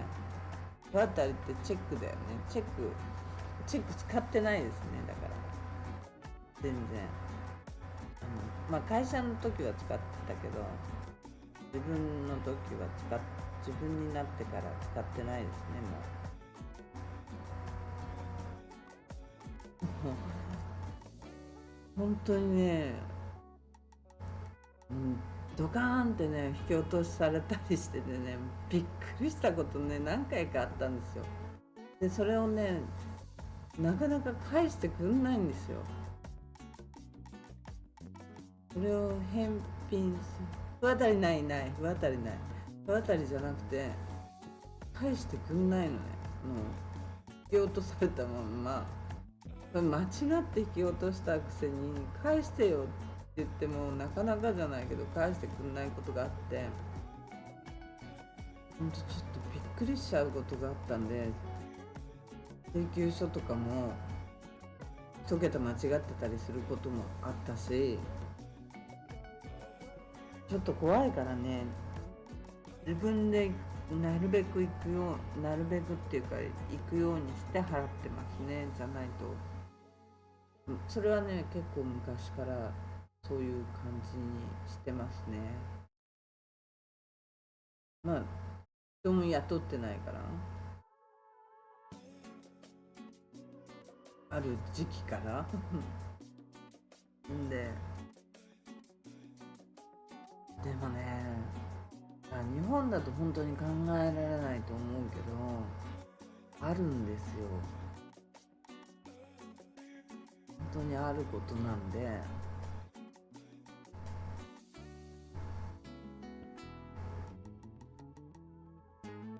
本気でねそういうことがねあることっていうのを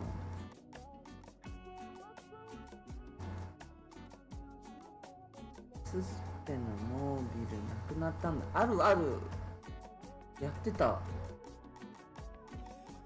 てましたね。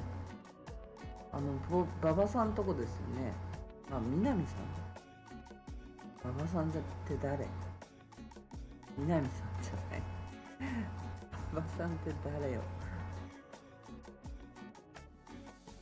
やってましたね、あそこ。誰がやってるんだかは今知らないですけど、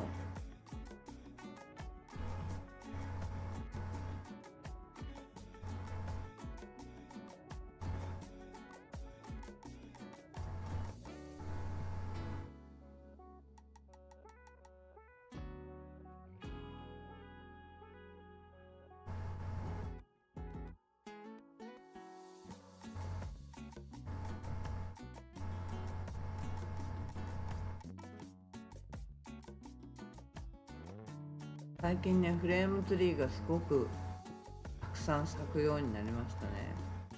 結構咲いてるのがなんか遅咲きかな。今年はいつもなんか5月6月ぐらいで満開になるっけ。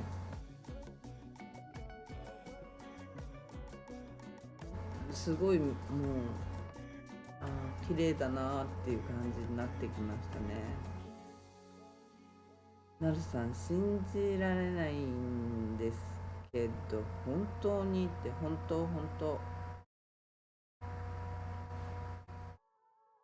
当ですよ。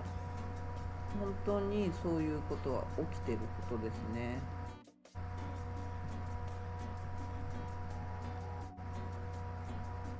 本当にね、そういうね、昔昭和初期の日本みたいな感じ。なるさん、サイパンで何か買い物しました？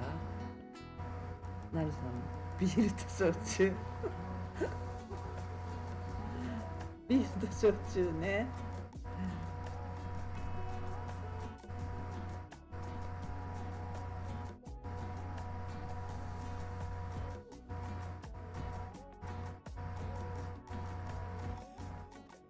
ビールと焼酎ね、買ってましたよね。あれはね、女子3人の飲む量じゃない。本当にめちゃくちゃ飲んでましたね。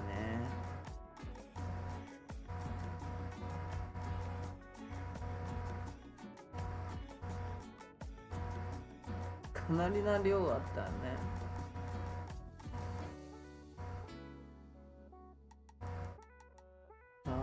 かなりな量がありましたよね、あれはね。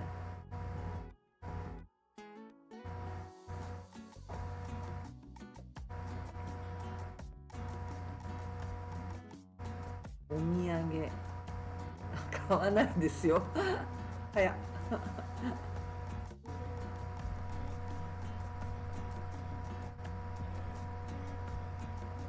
早っ。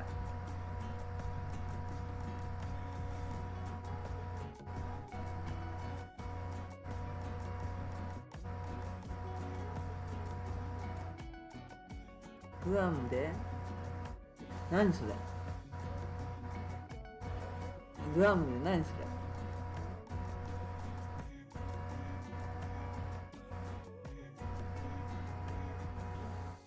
それ何、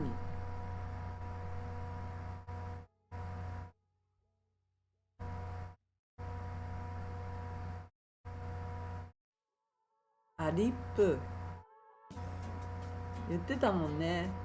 化粧品が買いたいってね。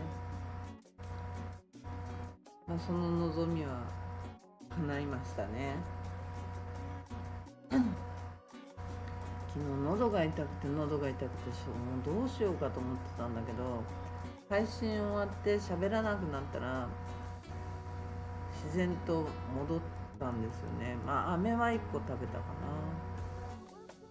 今日だから喋りすぎるとああやってなっちゃうのかなってもうちょっと思ったんだけ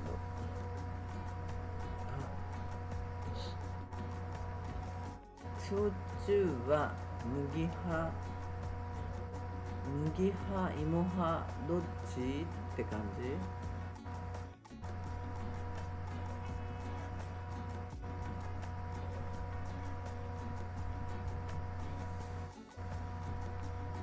なるさんは何でもいいんだよね、きっとね芋なんですけど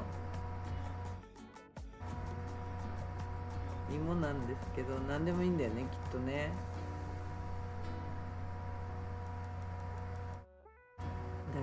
多分ね、ワインでも何でも、お酒何でも恋なんだよね。日本酒でも何でもきっとほんと強いんですよね。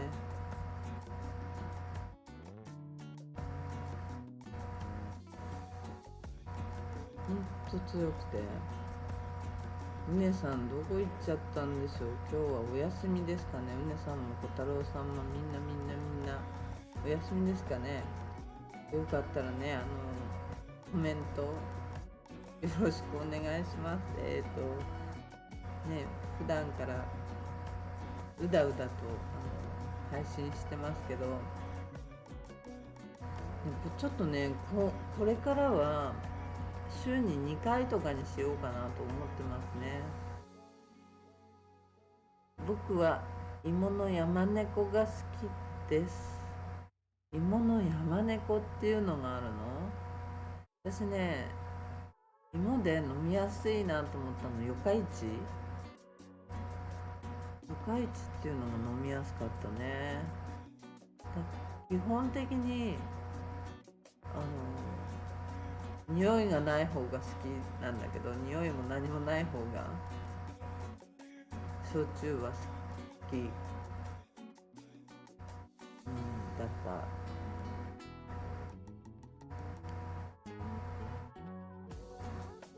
芋はね、四日市だったよな。あと缶の子も好き。缶の子好きだったな。そうそう、缶の子好きでしたね。あれ米だったと思うけど、缶の子好きでしたね。日本だとファミマとかセブンイレブンとかで売ってるやつかな。あの子好きでした。あとその後白白竹が白竹の社長とかが来てて、それで好きになりましたね。飲むようになりました。四日市じゃない、白白竹だったかな、忘れちゃったけど、白って書いてあった。白っていう焼酎、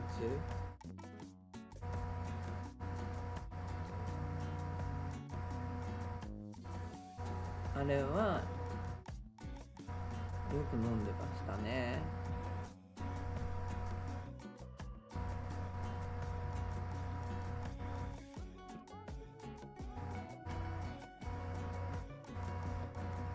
缶の子、缶の子ね、なるさんね。サイパンで缶の子今売ってんのかな、わかんないですね、今売ってるかどうかは。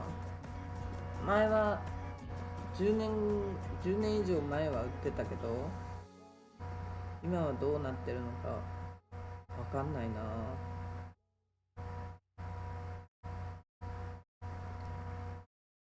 ローカルの人もそういえばビールを朝ミラーライトとかああいうのじゃないの飲んでんだよな。青と赤のレベルの。缶の子麦なんだ。缶の子麦なんだ。あれよく飲んでましたね、昔。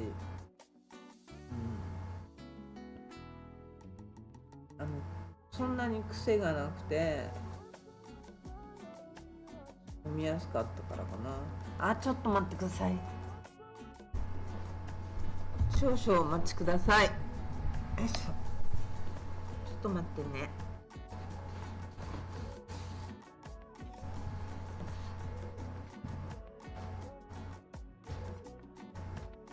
待っててください。何してんの？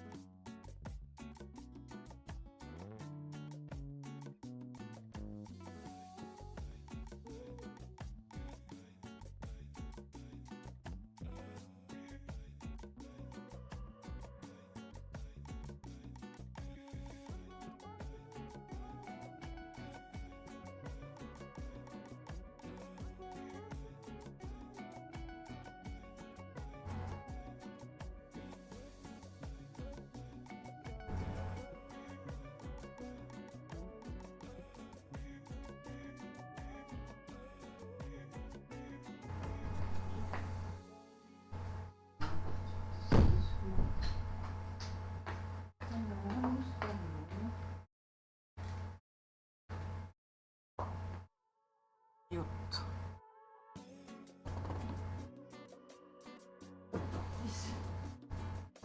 何してんのね。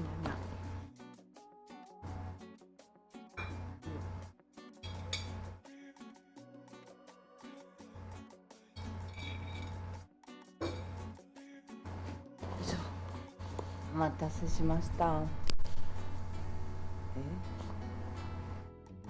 なるさん、お酒なら何でもいけます。何でもいけるでしょうね、お酒ね、きっと。サイパンでは焼酎とビールだったけど、朝日いっぱい買ってましたよね。朝日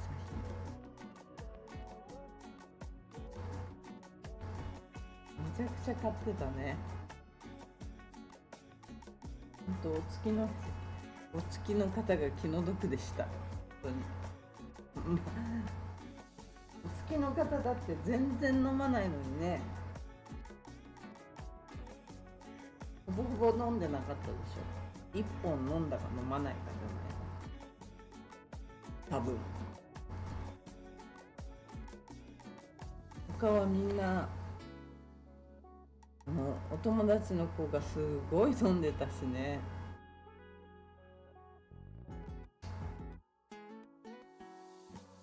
とにかく危険なことにならなくてよ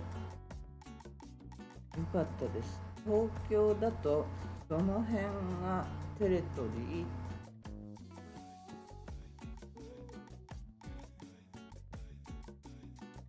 ー？なるさん？私？どっち？私？なるさん？なるさんのこと言ってんのかな？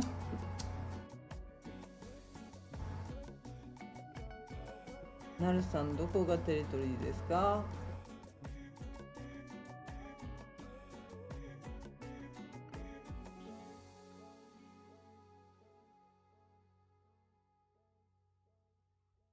どこなんだろうね。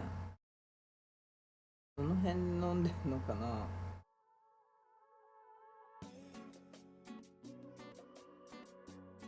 どこで飲んでますか？いつもなるさんは。上野って嘘です。それは嘘だよね。上野とか言って。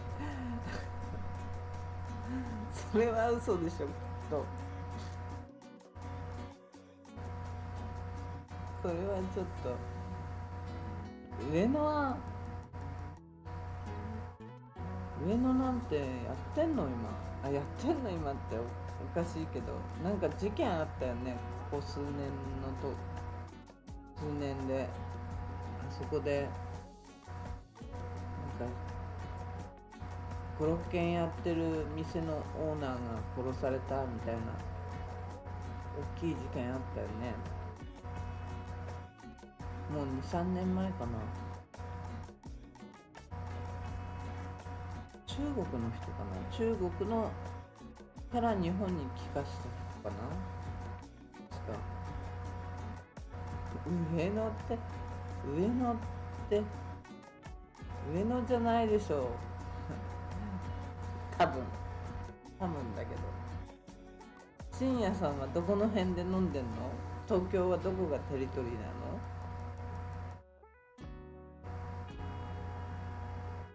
なるさん、上野ってかなり渋いとこだよね。上野とか浅草とか。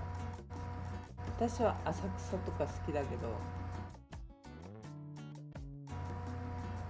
あんまり行ってないかな。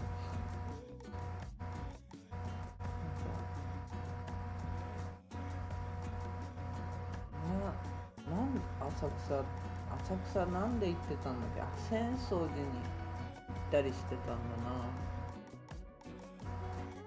な。なんで行ったかがよく覚えてないけど、浅草とか結構行きましたね。上野も結構行ったかな、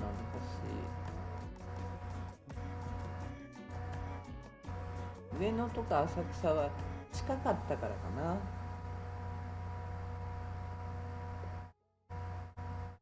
あんまり都会も行ったけど、東京の人はお茶割りとか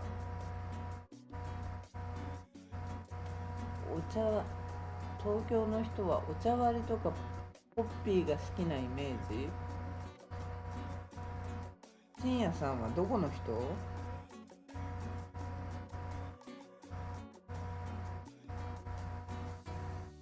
私はお茶割りが好きだよね。お茶割りがやっぱりなんかお茶の味でお酒をごまかしてるみたいな。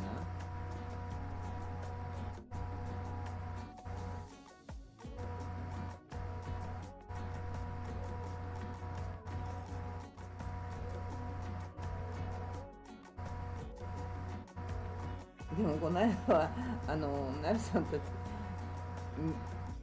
氷氷ほぼ水で割ってたって感じ。お茶がなかったもんね。お茶が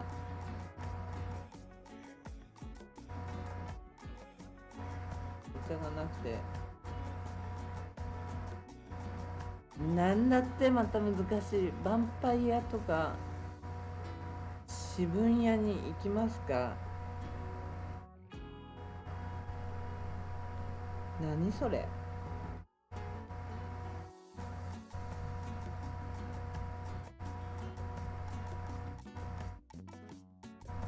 何それ。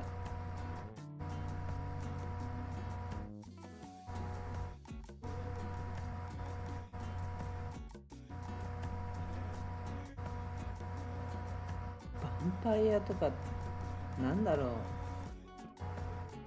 全然わからないね。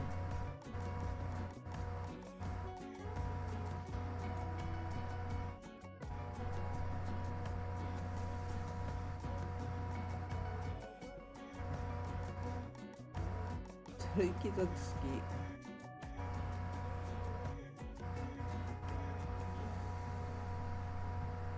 鳥貴族行ったことない。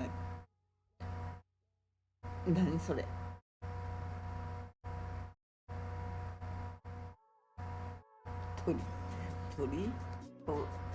鳥屋さん。私行ったことないな。よかったらね、皆さんのコメントとかしていただけるとありがたいですね。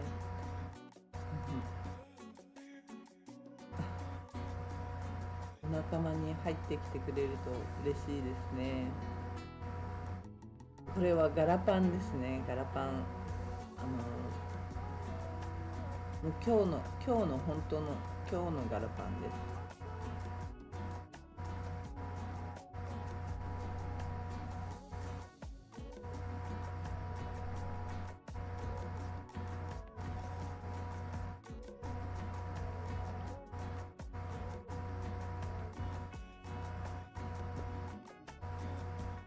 なるさん、あとは三の矢。何それ。もう全くわからない世界だ。三の矢とか。三の矢何それ。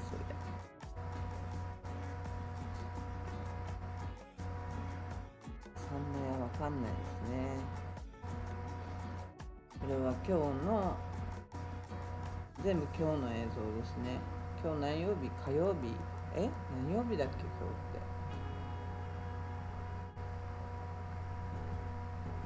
火曜日じゃない、木曜日だ。全然違う。木曜日じゃんね。木曜日で、木曜日って飛行機飛んできてる？昨日飛んできてた？昨日飛んできて、今日人いてもいいよね。いないよ。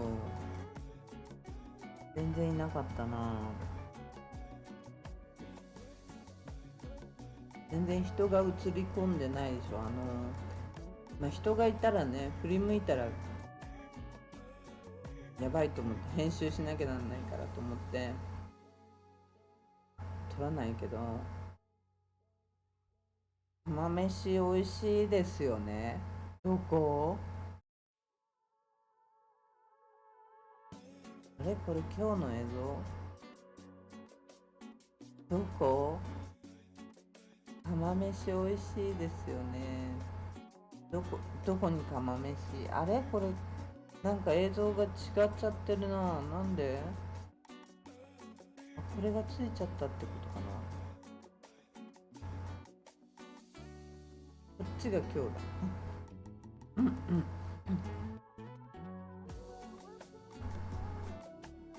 釜飯どこに釜飯？三の矢の釜飯？三の矢っていうところが釜飯美味しいの？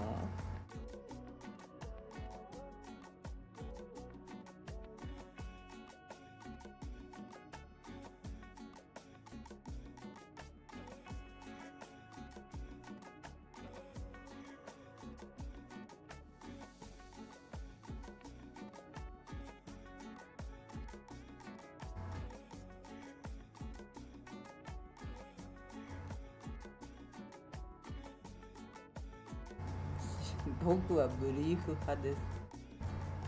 三ノ谷知ってます？都会の人だね。都会なの？都会にあるの、その三ノ谷は？知らない、全く。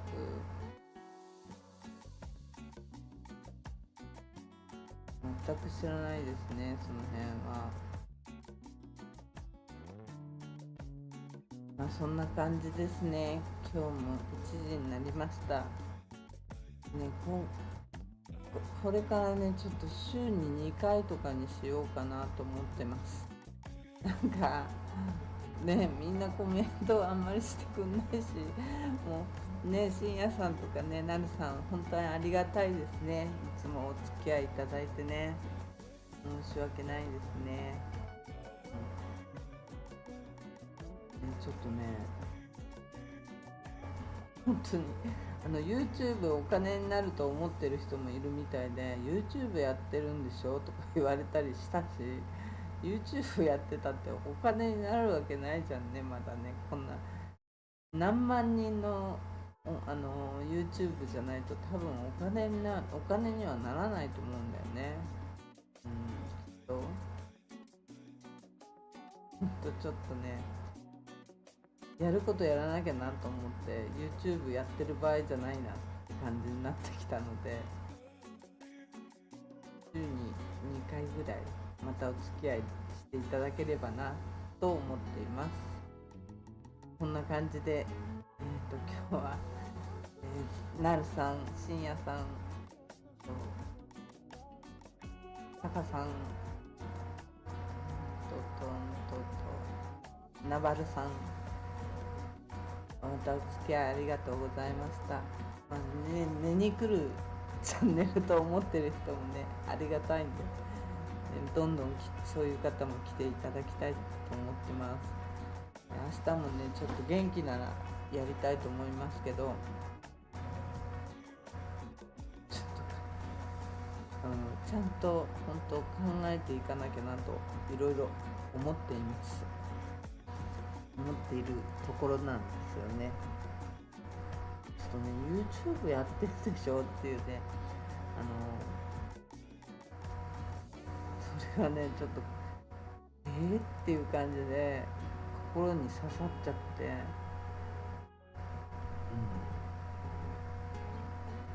ちょっと考えている最中ですね。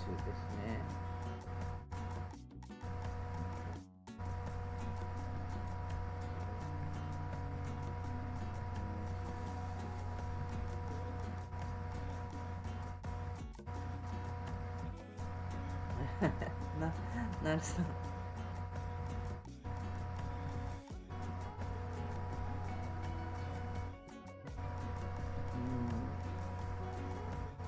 なるさんありがとうございますね。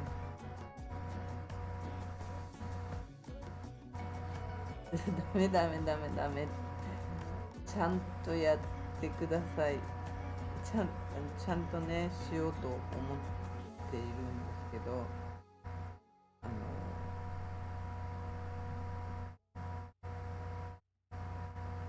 明日は何して遊ぶって何して遊ぶ？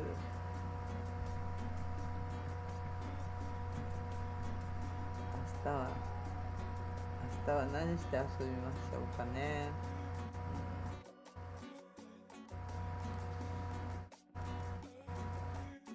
違う YouTube やって毎日ってありがとうございますね。人がね本当にいっぱい来ていただいて、そうなんかね、YouTube 本当に別にねリハビリのために口ねこう回すために一生懸命やってはいたんですけど、やってんでしょなんて言われちゃうと、やってるから何って思うんだけど、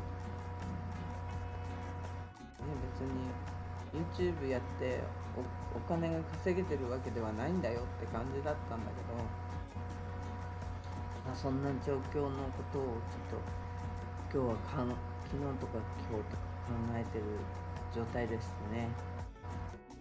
明日元気だったらまたねやりたいと思いますけど、深夜さん早い、おやすみなさい、アディオスってはい、ありがとうございますね。またね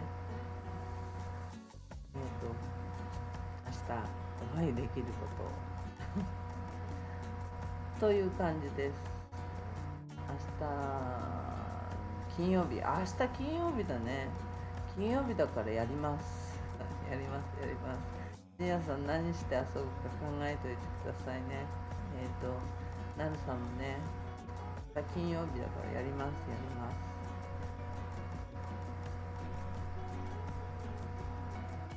ね、ということで、なんだっけ、最後の決め文句とかを全然もうこれ結構やってるのにね、もう配信多分50回は越してるよね。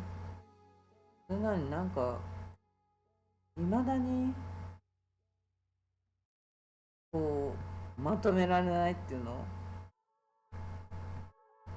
未だにねつける時もねまだおどおどしてるんで、わらわらまだしてるんで、ちょっとね慣れたいとも思ってるんだけど、またね配信しなくなったりすると慣れなくなっちゃうから、なるべくはやりたいと思っているんですけど、そんな状況なんです。深夜さんありがとうございます。おやすみなさいって言ってくれてね、スってなるさんありがとうございます。ということで、なんだっけ、もしよかったらいいねとチャンネル登録よろしくお願いします。それでは失礼いたします。